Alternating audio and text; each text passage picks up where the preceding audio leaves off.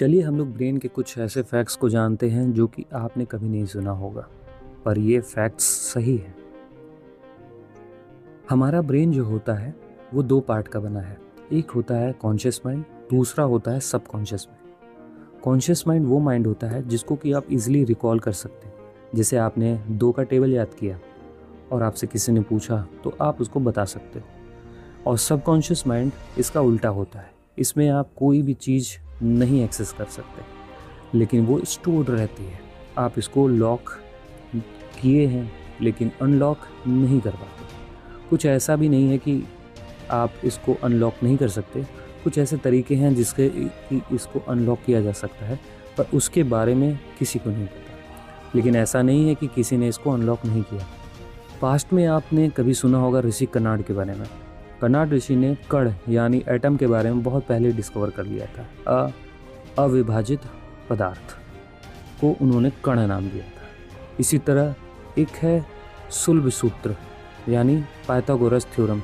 जो Pythagoras theorem आज आप पढ़ते हैं, ये 800 सेंचुरी पहले ही डिस्कवर हो चुकी थी और इस सूत्र में उसके बारे में सब कुछ लिखा है।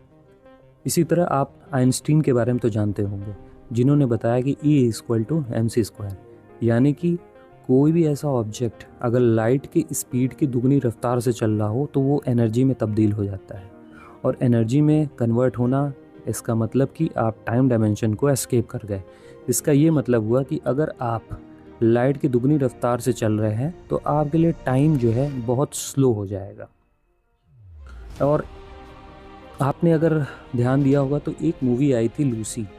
उसमें लूसी यानी स्कारलेट जॉनसन अपने ब्रेन का 100% यूज़ कर रही थी।